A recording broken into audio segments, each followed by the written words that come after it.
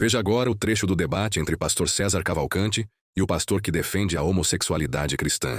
Isso aqui é neurociências, tá? A homoafetividade não é comportamental. Aí vamos ver o que a neurociências diz, né? A preferência sexual é determinada biologicamente, ainda no útero, o que faz da homossexualidade uma variação, já que a maioria das pessoas da população é heterossexual. Ou seja, os eunucos que são assim desde que viram o sol, nasceram já assim, os de nascimento, por que não seriam os homoafetivos que também têm esse mesmo entendimento aqui?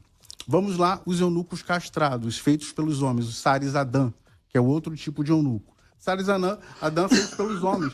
Os transexuais, inclusive, podem caber muito bem, se encaixar aqui. Não estou falando que é exatamente a mesma coisa, mas o que Jesus estava lá fazendo referência? Que haveriam, num determinado momento, um espaço onde eles poderiam ser incluídos.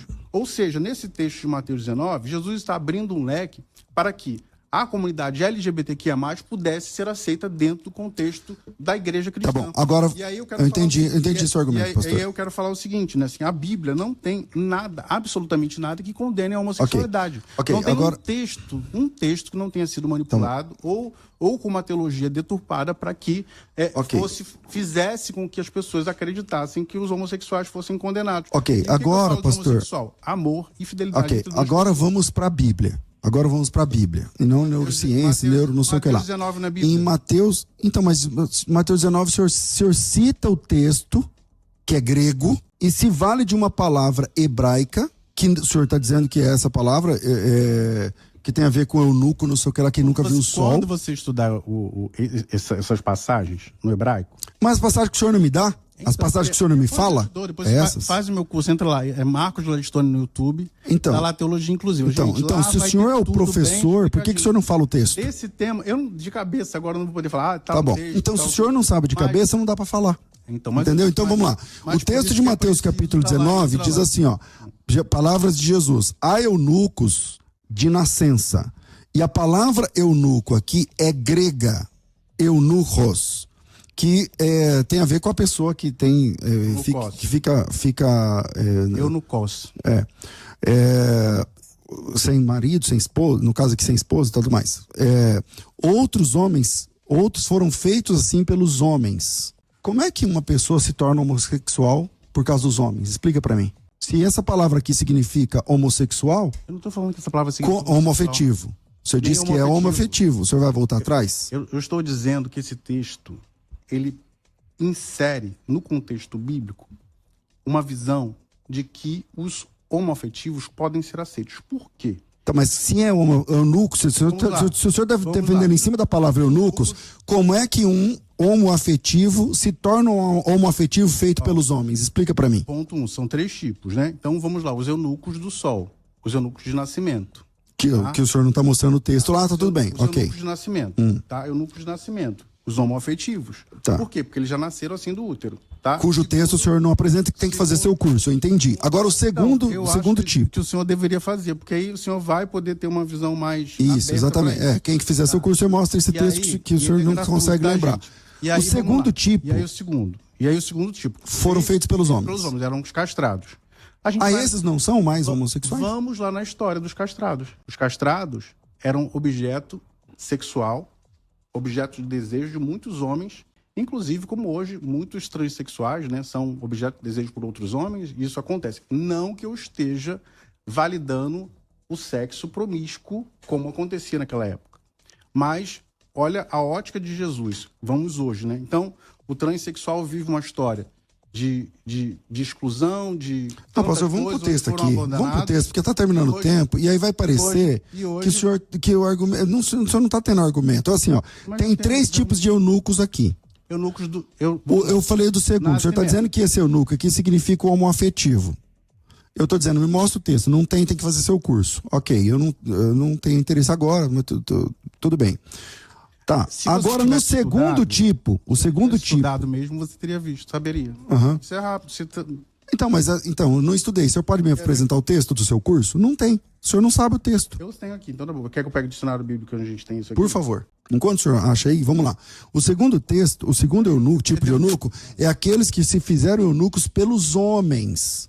Então quer dizer que um homem pode transformar o outro homem em homoafetivo, meu Deus do céu? Neemias, Daniel. Entendeu? Então o senhor está dizendo que um homem pode fazer o outro virar um homoafetivo? Não estou falando isso. Então desmonta seu argumento, meu amigo. Os transexuais nem sempre são homoafetivos. Tá, o terceiro é aquele que se torna homoafetivo por causa do reino de Deus? Agora você pulou, né? Vamos lá pro segundo. Eu só pulei porque o senhor não tem o argumento do segundo, o senhor tem que fazer seu curso, não sei o quê. Não, nem todo transexual ele é homoafetivo, tá? O transexual ele pode ser, inclusive, ter feito, né, a cirurgia de redesignação e não ser homoafetivo, tá? Isso é uma coisa, outra coisa, outra coisa.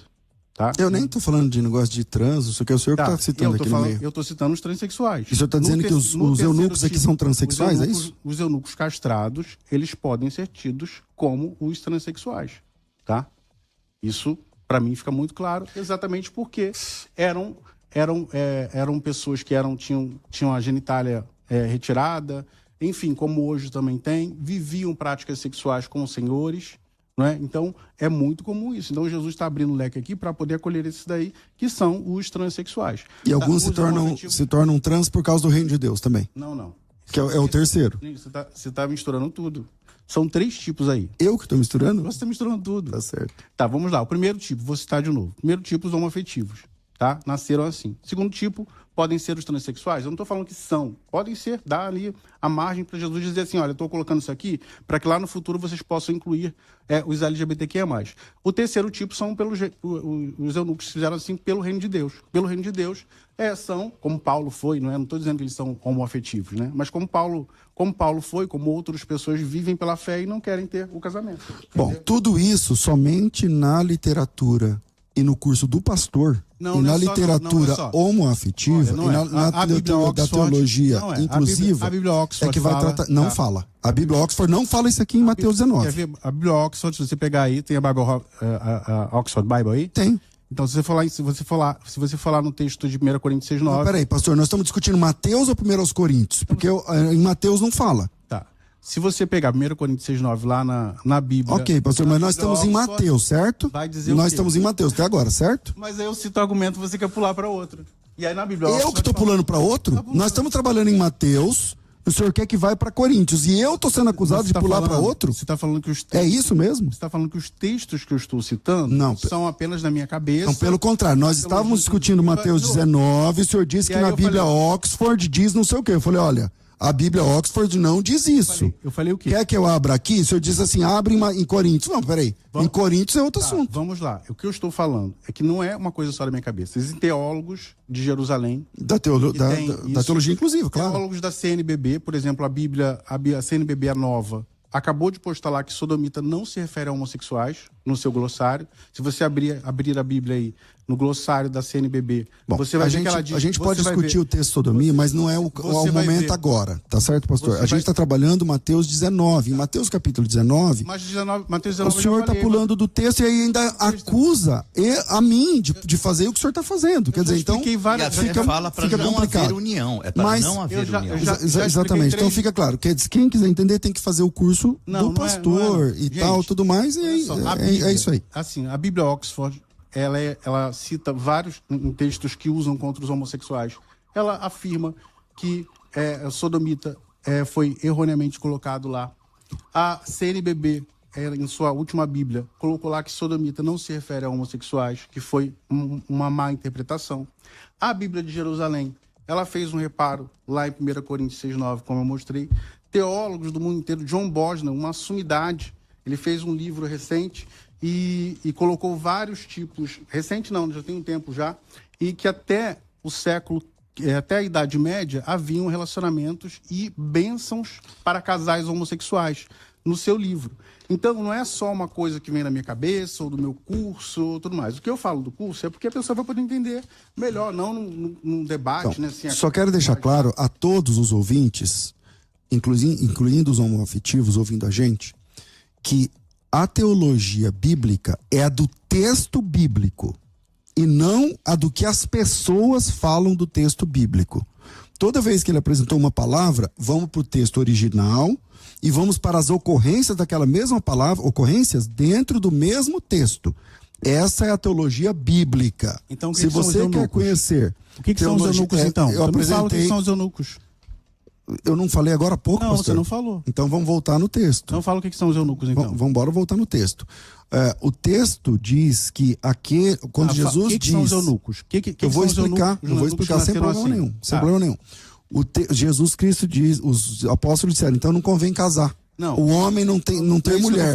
Jesus disse assim, aqueles que podem receber essa palavra, recebam. Quem não pode, não recebe. Então, na sequência, Jesus disse, há eunucos, os solteiros, que são assim de nascença, não tem aptidão sexual. Isso. Seria até assexuado. É aquele que é sozinho. Não tá o eunuco, nesse texto aqui, é o sozinho. Há aqueles que foram feitos pelos homens, que foram castrados, porque foram castrados. E há outros que foram feitos pelo reino de Deus. Essa é a interpretação bíblica. O senhor está dizendo que o eunuco é o homoafetivo. E tem 3 homoafetivos. Aquele que nasce quando vê a luz do sol já é homoafetivo. Segundo, aquele que foi feito olha o que o senhor chegou a dizer, transexual por causa dos homens, e em terceiro lugar, aquele que virou homoafetivo por causa do reino de Deus. Isso é uma blasfêmia. Tá, então, mas o que são então os eunucos?